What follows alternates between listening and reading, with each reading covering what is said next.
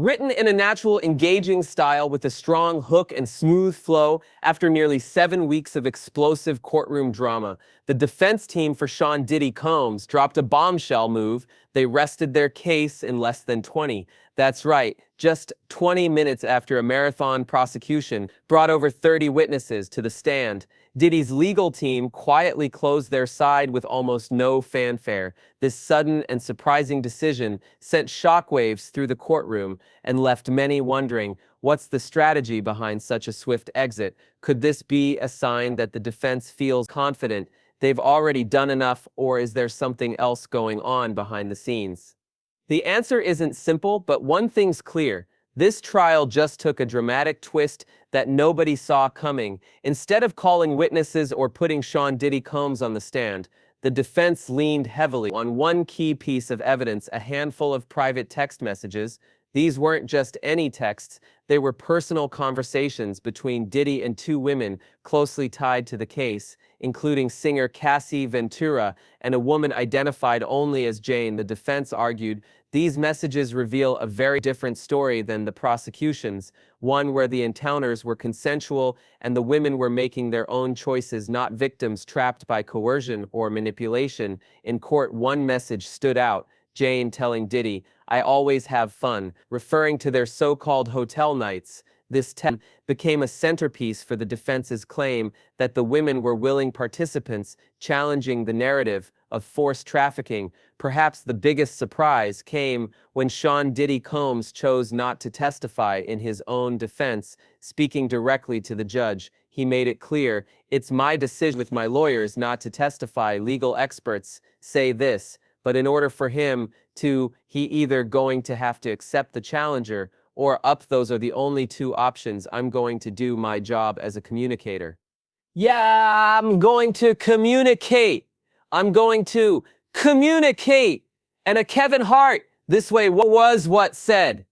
Yeah, and what we feel should happen. That's let him know the king on his trail. But I don't want nothing but action. I don't want nothing but action and opportunity. Say no more. Say no more. I will do my job, and I would love to get on live with you then and go and do the in front of millions. Say, listen, say no more. I will do my job. Okay, well, you just let me know, guys, because I'm looking for a jet. He got a party tonight. I'm looking for a jet. I'm going up there, and I'm going to commandeer his celebration. Jesus Christ, that man said command, dare. When you start using words like that, that's when you serious. I'm going to commandeer a celebration. Let him know happy birthday and all that old, but what the is you going to do, sir? Yeah, you want the smoke? You want all the smoke? I gotta say, they breath about us all these years. Well, that is a good news. I ain't said nothing. No, but you from Philly, y'all own battles with New York. You from Philly, that ain't for us. That ain't for us. That ain't for us. You know, no, that ain't for us. Yeah, that ain't for us. You dig what I'm saying? Y'all gotta make it to the mailbox and back alive. You know what I'm saying?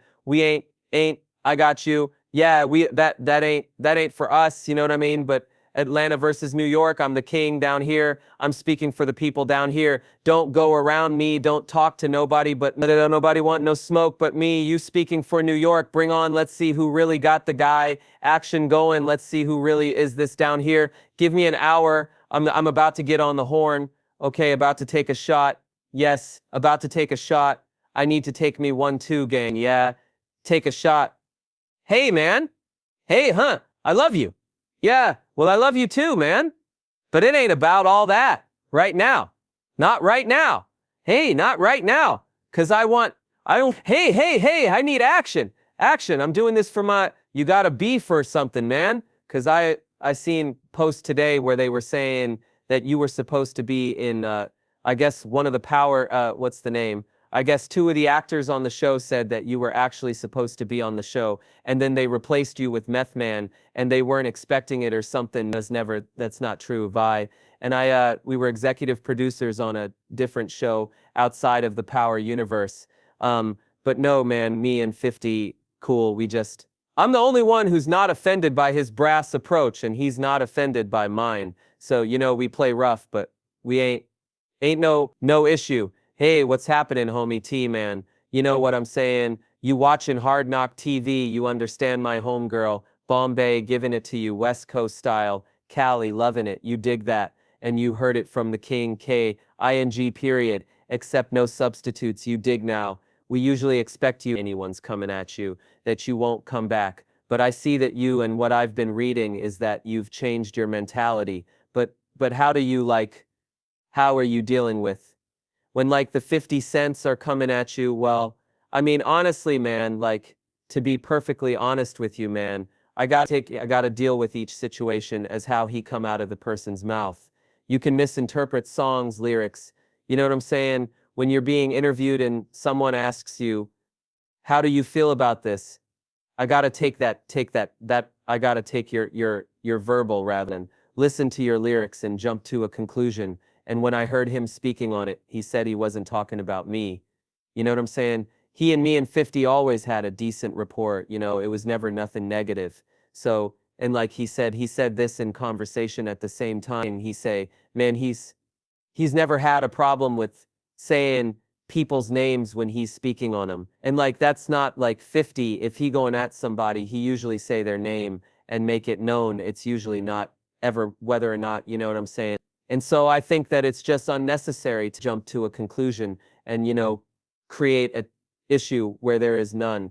Now, with Shorty Love, I see you've kind of let that just go to the side. Is this something that you just are kind of like, I'm over dealing with beef? I mean, it's lame for real, dog. Like this is not what we started rapping for. You know what I'm saying? Like, if anything, man, everybody has a position to play in life. My position is to win, be the best at what I do, and look good doing it.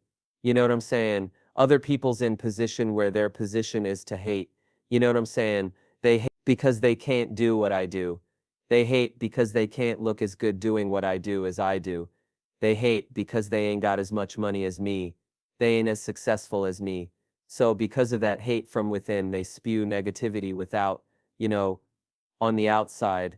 Like, and I acknowledge that. I accept that. And that after that, man, you know, ain't nothing to do but address it, dismiss it, and destroy it, period. That's all you gotta do, man. Success, man, kills all that, dog. Success kills all that.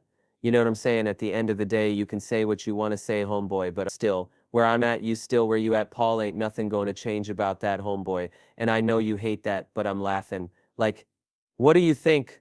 What exactly is happening between these two? Let us know in the comments below. And if you like this video, hit that subscribe button so you never miss out on any new videos. Until then, fam, keep it real. But this is about another kind of tip that can help our mothers, our sisters, our brothers, and our fathers help get the perpetrators who commit crimes against them off the streets. All you gotta do is call Crime Stoppers. Atlanta tips can be anonymous. And there's even a reward, the number to Crime Stoppers. Atlanta is 404-577-8477. That's 404-577. TP Channel 2, community coverage. You can count on music, laughter. I'm so rich, applause. Music, music. That's how we feelin'. That's how we feelin'. The flex making me feel like we gotta come outside. Now, we gotta come outside now. Come on now.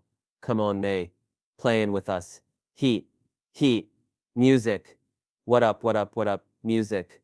I can't get move wasn't about dodging questions, but a carefully calculated strategy taking the stand could have opened Diddy up to intense cross-examination, potentially weakening his case. Instead, by staying silent, his team avoided giving the prosecution any new ammunition. It was a bold gamble, one that leaves many wondering how this silence will play with the jury when they start deliberating on the other side. The prosecution's case was anything but quiet. Over more than 6 weeks, federal prosecutors called more than 30 witnesses, from former employees to alleged victims and insiders close to Diddy's business circle. Their story was damning. They painted a picture of Diddy running a sophisticated criminal enterprise where women were drug controlled and coerced into acts against their will. Prosecutors described a chilling system of violence, surveillance, and manipulation designed to keep the women trapped. Every detail seemed to build on a pattern of abuse and control that, if believed, could spell disaster for the music mogul. Their argument was clear violence. While regrettable does not equal trafficking, as one of Diddy's attorneys put it, the women involved were adults capable of making their own choices, and they could leave the situation at any time. They drew a sharp legal line between domestic violence and trafficking, insisting that the government hadn't proven coercion or manipulation on the level prosecutors claimed. This counterpoint aimed to shift doubt into the jury's minds, challenging the prosecution's version of events and putting the spotlight on what exactly counts as trafficking under the law. Now eyes are on the final phase of the trial. Closing arguments are scheduled for Thursday and Friday, where both sides will make their last push to convince the jury. After that, deliberations will likely begin early next week. The stakes couldn't be higher if convicted on the most serious charges. Diddy Combs could be facing life behind bars. This trial has captivated not just the music world, but legal experts and fans across the globe. What happens next could change everything for Diddy's legacy and send shockwaves through the industry, whether Sean Diddy Combs walks free or faces serious consequences. The case shines a spotlight on the complexities behind high-profile legal battles and the dark realities that sometimes lurk beneath the surface. The final verdict could rewrite the rules for celebrities caught in the crosshairs of the law. Stay tuned, because this story is far from over, and the next chapter might just shock the